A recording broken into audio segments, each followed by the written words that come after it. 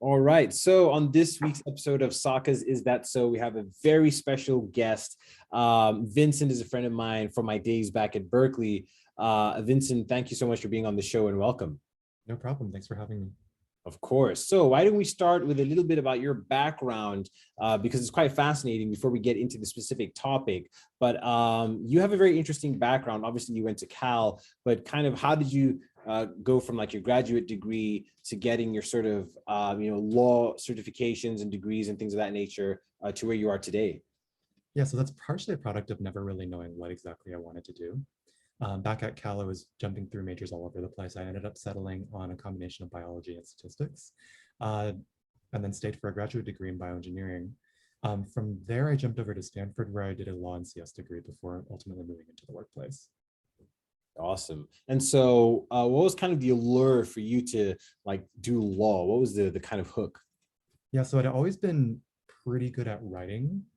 Generally for most, I think, for example, if you're in a CS project group, oftentimes the written report is the part that nobody actually wants to do. And I was always very comfortable with that. Like it would take me not very much time just having grown up reading a lot, writing a lot. And so law was kind of something that I was somewhat drawn to at the time. I was also focused at the time on science policy as a career choice, which ultimately moved into representing tech companies and startups and seeing how innovation occurs more on the corporate side. Awesome. And so let's go into the topic a little bit now. So when it comes to the law and startups, that's probably one of the things that people think probably least about, but it's probably the most important, right? Someone has a great idea, they want to start a company, and they sort of like form an LLC online. But in terms of the actual proper first steps, what are some of the things or 2 or 3 factors that someone needs to think about when they're first getting something off the ground? Yeah, so I guess I have to preface this conversation, as every lawyer probably does, with I am not giving you legal advice right now, right? Like for anything you're going to do, please do talk to somebody who is your lawyer. And if you have thoughts on who you might want to go to, feel free to reach out to either myself or Sadiq.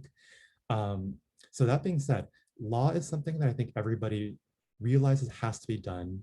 Most people don't realize like at what point you start thinking about it, and most people probably don't value it quite enough. It's something that can kill your company before it gets started. And most investors, when you take your first check in, will expect you to have all of your ducks in a row before they're willing to even write that check. So in general, the first couple of things I'm thinking about whenever like I talk to somebody who's like, oh, I want to start a company is, 1, what are you working on? 2, how are you protecting it? And 3, are you setting yourself up in a way that when an investor comes along later on and looks at all your stuff, they're going to be like, okay, nothing to worry about here, we're ready to go. So the LLC, I think, is something that's really interesting because I've seen a few different friends do that. And the very first thing that an investor probably looks at is, are you a C Corp? Are you out of Delaware? Again, there are always exceptions to every rule, but almost every single investor is going to want to see you be a C Corp in Delaware. And if you're not that, they're going to want you to convert. So almost every single incorporation is probably the first thing that you'll probably be thinking about as you start your company. And so why are C Corps from Delaware so prevalent in the startup space? And what are the kind of other structures that are available beyond those that are maybe favorable to startups, if any? Yeah, so this is a really good question, and I'm not even sure anybody really knows the answer beyond it's what we've always done. And so like, because like VC people, they see 1,000 pitches a year. They pick what, 5, 10, 20. And so if you don't have something that they're looking for, they're going to go with the other company that's very similar to yours, with also with great founders, with a great team, great product, great market, that already has its ducks in a line, because they don't have to wait for that company to figure out its legal structure, and they can just write the check and go. C Corps are basically the standard corporation that every corporation eventually that you know of probably is. And Delaware is the most common state for a corporation to be in, just by virtue of it already having the most corporations. So that means from the legal perspective, the courts are used to dealing with corporate issues, and they also have some of the fewest requirements in terms of what they require from corporations. Like you don't even need an office in Delaware to incorporate there. Nice. And so how does this affect sort of online e-commerce enabled businesses? Because I guess if you have an online store, you can sell anywhere, even internationally, I guess. So does it really matter where you incorporate in this digital world?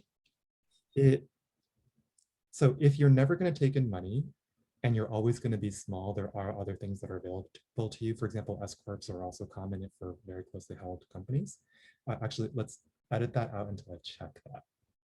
Okay. No worries. Yeah, there are other things. Some people are LLC, some people are S corps, but generally, if you plan on growing, if you plan on doing deals with other companies, everybody's used to dealing with a C corp and you'll never get a question asked on it. If you're something else, the other party in an M&A or whatever is probably the very first thing they're going to be like is, we haven't dealt with this very often before. Let me go check to see if that's okay.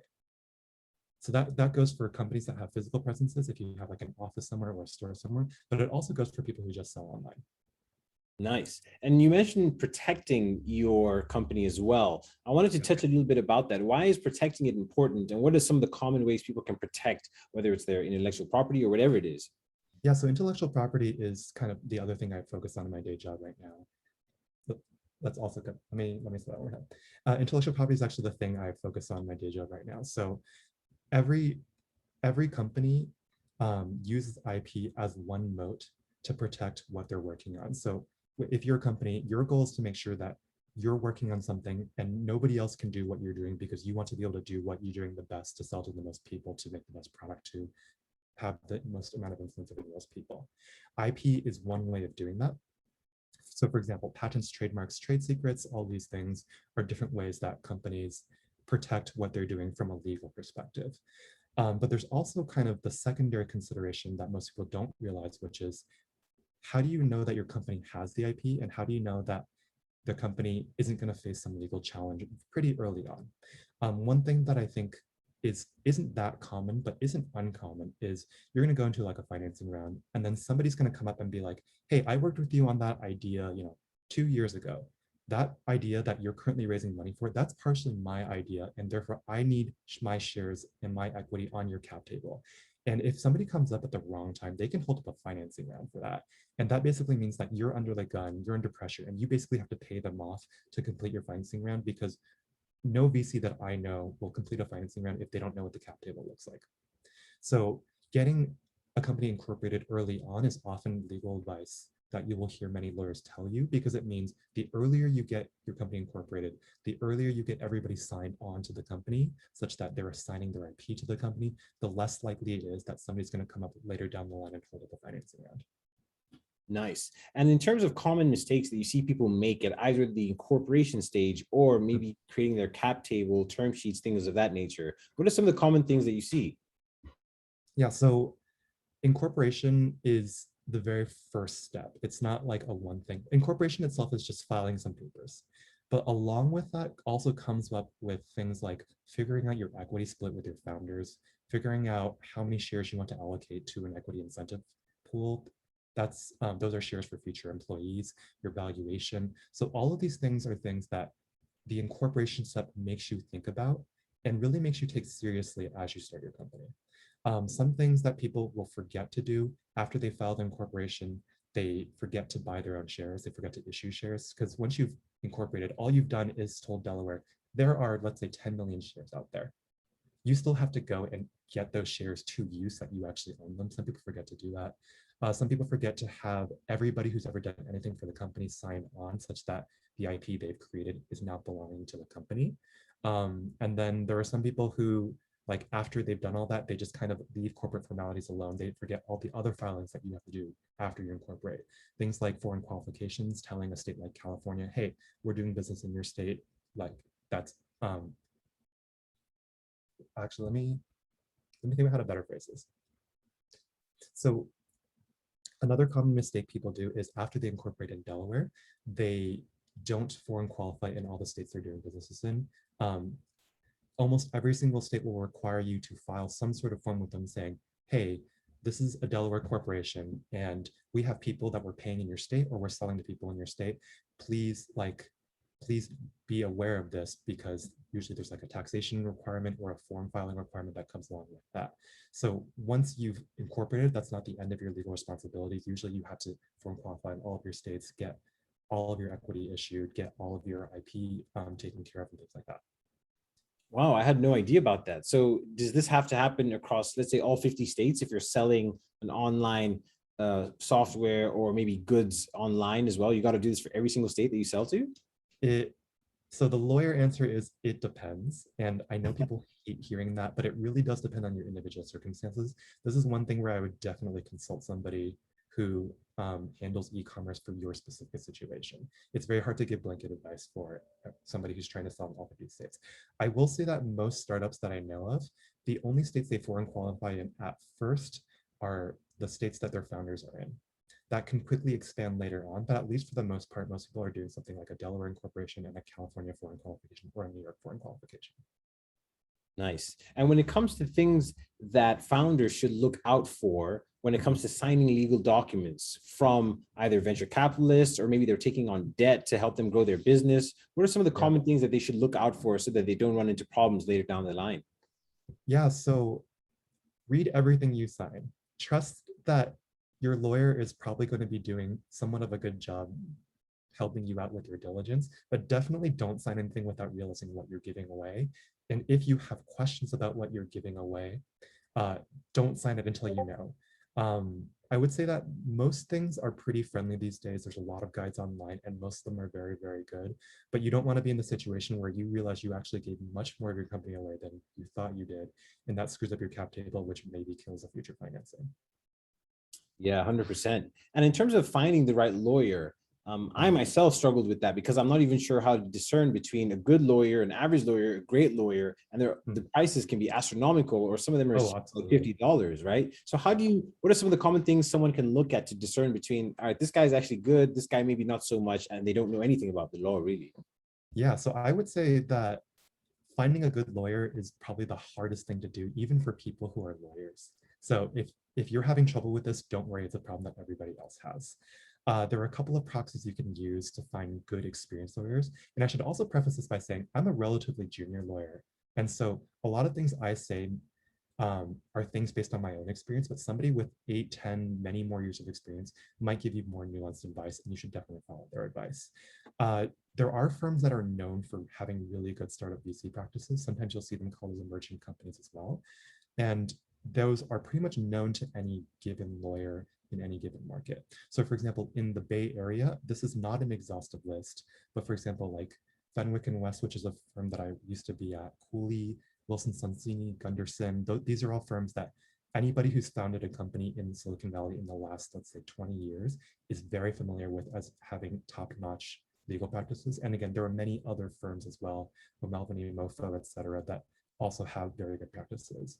A lot of times those firms will often open an office somewhere else. So for example, almost every firm has an office in New York, but if it's like, for example, a California-based firm that is known for having more of a VC practice, then their New York office is probably also going to have some of that expertise, but more tailored towards the New York office. In general, for a lawyer, you'll also want to have somebody who's very responsive to you. If somebody's taking more than a day to respond to you, that's, in my book, not acceptable. And they should know what they're talking about. I've definitely heard of stories where founders are explaining to their lawyers things about the term sheet. And if you're in that position, it's probably time to find a new lawyer. Yeah, that's great advice. And in terms of the law actually being disrupted, I've seen a few platforms online that are sort of lawyer as a service platforms where you can those are definitely popping up. Yeah, are those good? Are they? Would you recommend them, or would you still recommend someone speak to an actual in-person lawyer as opposed to using them? Yeah, so it really depends on your specific needs. If you're just like a bread and butter incorporation, there are definitely places that'll do that for you a lot cheaper than a law firm. Like if all you need is to file something in Delaware, somebody will do that for you for definitely less than like $500. It actually might be a lot cheaper now. Clerky is one service I know that does this, and a lot of people use it. Stripe Atlas, I think in the past has been something that people use. I haven't heard of people using it in a while, but perhaps it's still out there. In general, though, if you're using these things, you should probably know what you're doing. A very common joke that I've heard in many law firms is nothing provides more business to law firms than people who use things like that online and screw something up. And so like, if you know what you're doing, those are really, really great things to use. I myself have recommended that several of my friends use these services, but at the same time, one thing that law firms will give you that other places won't is the ability to explain to you what everything is happening. So for example, if you're not sure what, like, you're actually signing away with a confidential invention assignment agreement, a lawyer will tell you that. And one other thing that law firms often give to you now as a part of the incorporation process is a slew of forms that become very useful immediately. They'll give you forms that you can use to hire your first employees, your independent contractors, onboarding them, consultants, IP agreements, how to get stock out, all the way up through the options. And so you definitely get what you paid for in many circumstances.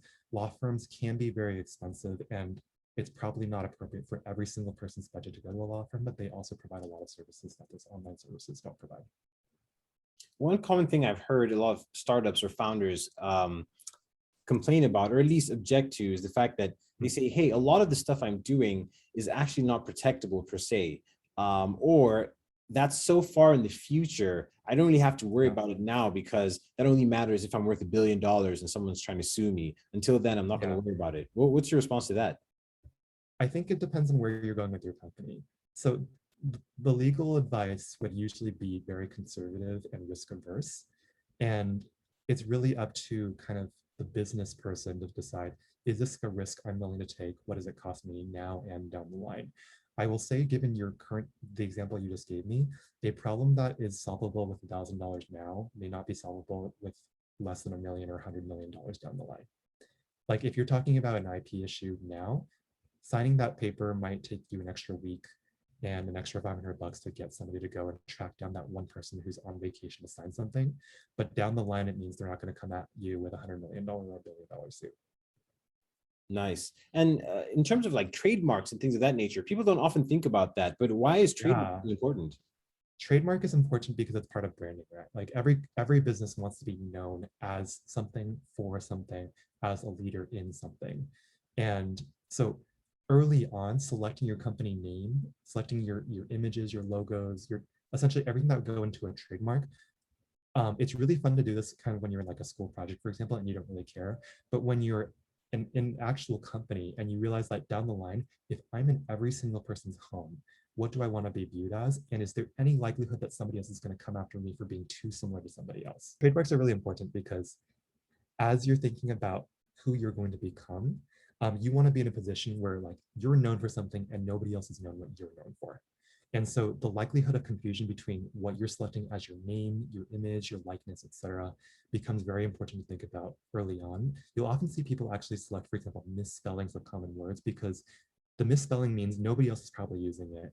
And that means that whenever somebody sees that misspelling, all they think of is your company and your product and your team.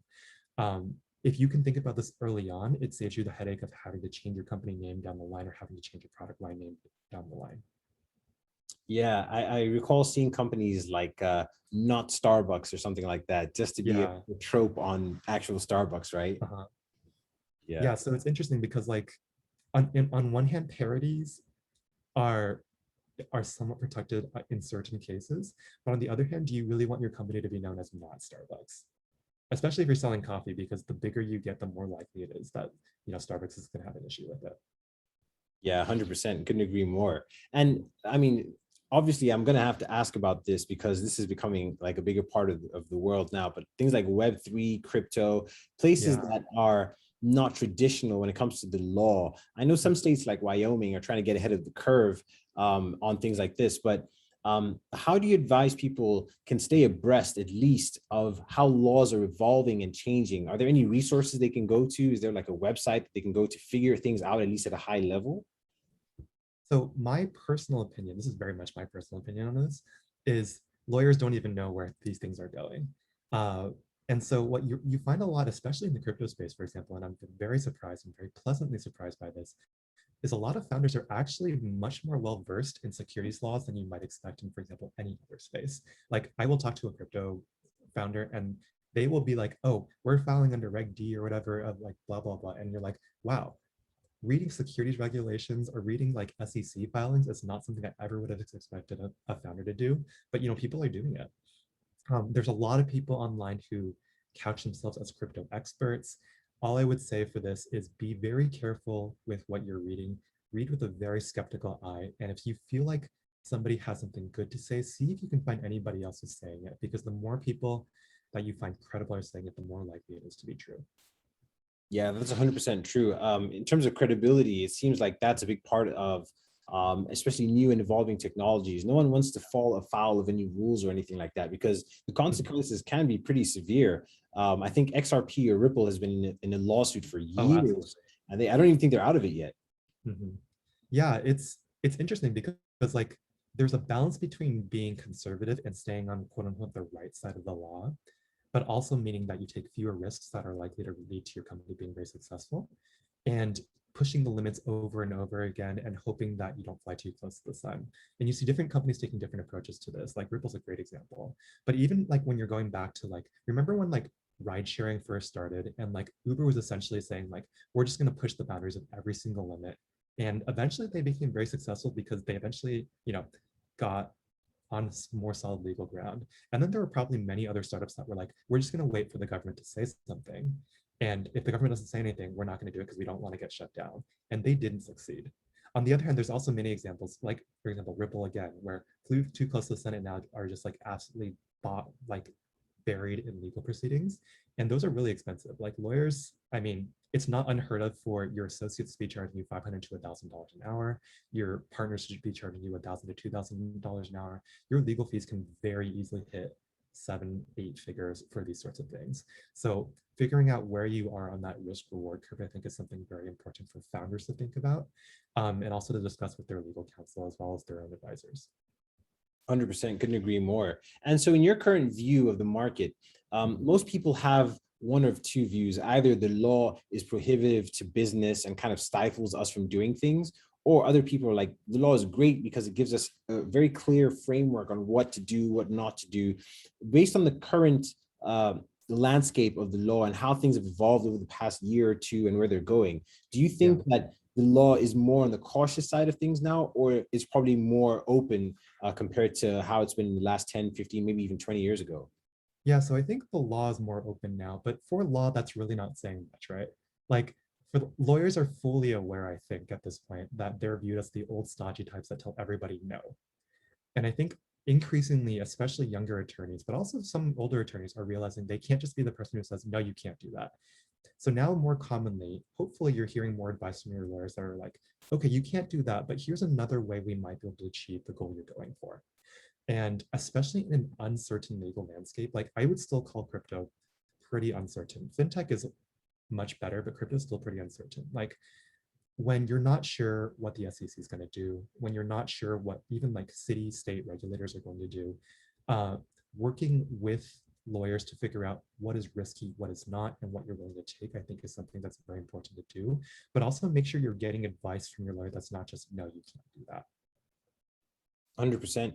And another question that always comes up is, does the law actually affect where businesses go? Because you see a lot of states or countries trying to create laws or regulatory frameworks to encourage businesses to go there. But there are a myriad of factors that they look at before they go into a market, like the size of the market and customer base, all that kind of stuff. So how effective are the law changes or structures in actually attracting or repelling businesses from any jurisdiction? They can be very, very attractive, especially for things like tax incentives and for things like being more lax with enforcement. Like you'll see, because like every company is trying to go to the place that'll make it the most money probably, while also balancing out things like, oh, I want my employees or my founders or my executives to be living in a place they actually want to live in. And we're not even going to get into the whole like work from home co-working thing right now, but essentially every company is looking for the most optimal place for it to develop as a business. Countries, jurisdictions realize this, and so they are constantly trying to attract more people, more companies to come to their place, because that means tax revenue. More people coming in means maybe better, like maybe your housing prices go up, and now all of your schools get better because they have more property tax funds to work with. So you'll see a lot of different jurisdictions trying different things, and though deciding where to go is both an art and a science. It's a science because you know probably what things will cost you. If a city says, we will support you by like, giving you a tax break for the first 5 years, you know what that costs you. But it's also an art because you don't know necessarily if you go to the city, are you the first one there? Are people going to follow you? Because when you're building a company, like who you're working with, who's around you is at least as important as the place you're in and the laws that are governing you. Yeah, 100%. And in terms of tax incentives and things of that nature, what are some common ones that you see people overlook or don't take advantage of? Because I know there've been a lot of like small business grants, or, you know, if you're in a certain industry where you're creating jobs, things of that nature, there are benefits from a law perspective, but not many people know about them. So are there any common ones you'd recommend to the audience or that you know of? Yeah, actually, this is not a question I'm going to be able to give you a good answer on. No worries. Yeah. So let's change tack a little bit then. So let's say, you know, someone has been running a company for a year or two. They're now looking to bring in their first law or in-house law person as opposed to doing it externally, and they want to hire. Do you know anything that could be beneficial to them in terms of either particular job boards or places to go in order to bring lawyers in to help them run their company as they start to scale? Or do you recommend they just outsource that all the way through until they IPO? So it depends on whether you have enough business, or let's say if you're hiring anybody, you need to make sure that when you bring them in, they have enough to do, right? So that's a very easy question to answer for engineering. It's probably a pretty easy question to answer for sales. For legal, it's a little bit harder to figure out. Like if you're something where if you're in a team where your daily life is being interrupted by law things over and over again, that really makes the case for bringing in somebody full-time in-house. And if you're looking to do that, there are a multitude of people who are available, ready, willing, and able to jump to you. And so in general, if you're able to figure out how to get to those people are probably the people at law firms who are going to be jumping in-house. It's really more of a question of who do you want that fits with your team the best. There's also kind of a middle ground where you're like, oh, okay, I see these legal projects needing a lot of work. I don't know if I can fill this person's time, 40 hours a day, 50, 60 hours a day, or sorry, not a day, 40, 50, 60 hours a week for years on end. Can this person help me out in other ways? So you'll sometimes see lawyers also being brought on board as like ops people, product people, sometimes even PMs, or like in certain cases engineers, just because it means that you can both give them that and fill their time with like maybe some operations on the side when they're not dealing with legal stuff. Nice. And in terms of your board of directors, oftentimes the VC will want to spot there and a few others as well. Do you recommend having a lawyer on your board as well? And if so, what's the benefit, or perhaps what's the con? Yeah, so the board is always an interesting fight, right? Because when you first start your company, you're probably putting like 1, 2, maybe 3 people at most, which are just like the co-founders on your board. Then you go through your first major financing round, and the VCs are like, I want the board to be like 5, and I want there to be 3 of them to be mine. And you realize, oh, I don't really want like the VC to have control of the board. So you counter with like, let's do like 2 mine, 2 yours, and 1 independent. So usually the board is not big enough for you to think about putting your GC or like a lawyer on the board for the sake of having a lawyer on there. But if it turns out that the lawyer is also like somebody that you trust the judgment of, trust that they're able to handle themselves like at that level in both a polite and cordial, but also like advantageous to you way, a lawyer can be a great person to put on there. They'll often have a slightly different perspective from most business people. And they'll oftentimes be very prepared to look at things from an objective perspective. So for example, I personally think that a lawyer can be, if they're experienced enough in business and law, a great like independent person that both sides can agree on. Fantastic. And I have to ask this because you and I both did a degree where we were working with corporations and universities and things of that nature. So I wanted to touch on law and partnerships. So for instance, if you as a business have a partnership with either another entity, be it a governmental entity or it could be a corporation or a university, are there any guidelines or things that you'd recommend for people to look out for when it comes to contracts with partners, either to acquire new customers or to integrate, sometimes there are APIs that let data flow between the two? Like, what are some of the things that people should be conscious of there? Yeah, so again, read everything you're signing. Know at least what you're signing away. Sometimes these agreements are very long, and sometimes you may need to ask, it's okay to ask, like, I don't quite know what I'm signing away here. In general, most of these agreements are formalities until something goes wrong. Like if you're integrating an API, things are going okay for the first 2 years, and then all of a sudden, like you can't sell GameStop shares, right? Because there's not enough liquidity, or you just can't get them. And all of a sudden you're like, do I shut off the ability for people to buy GameStop? And that's probably governed by an agreement you signed several years ago. And if you're not aware of what you signed away or like what the powers are that you have or your counterpart are, that can turn into a very messy business situation. And so being aware of what your risks are at all times are an important part of looking at different tech transactions agreements, licensing agreements, things like that.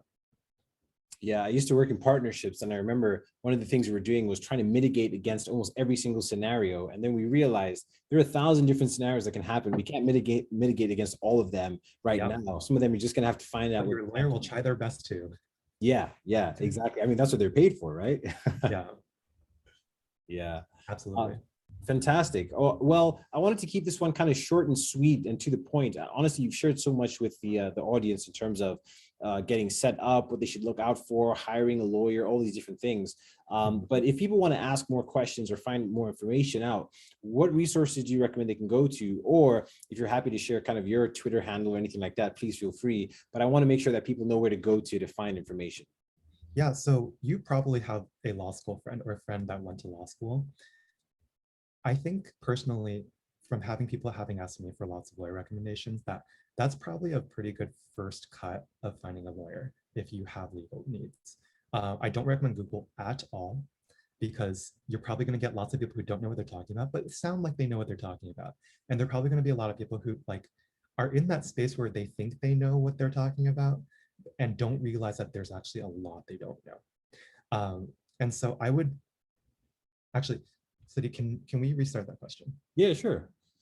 So when it comes to finding out resources in terms of which lawyer to go for or where to get your questions answered, where do you recommend that people go to in order to at least get the basics answered, whether it's Google, Craigslist, I don't know, Facebook, a friend, like what are the resources you recommend for people?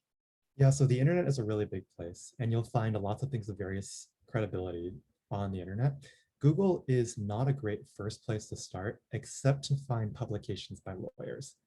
So like oftentimes you will see firms will have an FAQ of like the most common questions that people have when it comes to starting a company. Sometimes you'll be able to find like slides for presentations that law firms have given to, let's say, like HBS or GSB. And other times you'll find places where like firms have actually straight up given you like form documents that you can download and use if you kind of know what you're talking about. And if you don't, they'll have like an extra document on the site that explains everything that should be in that document. These are all great ways for firms and lawyers to get both kind of legal advice to people who need it without it actually being legal advice, because there are a lot of restrictions around like what counts as legal advice and what doesn't, and who's allowed to give that and who's not. And it also gets their name out there. And it also means that people know that when it comes to like startup VC issues, they're a trusted name to go to, or this lawyer is a trusted name to go to. Those are great places to start. You probably also had a friend who went to law school, and presuming that they have gone through some sort of route where they've worked with other lawyers, they will probably also have some idea of different people you can go to, or at least they can refer you to somebody else who can also recommend a few people. If you want to ask me questions, I can give my email address just on air.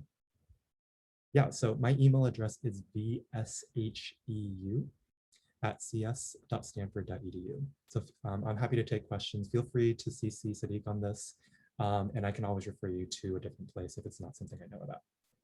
Awesome. Thanks so much for being on the show. Appreciate it. Yeah, no problem. Thanks for having me.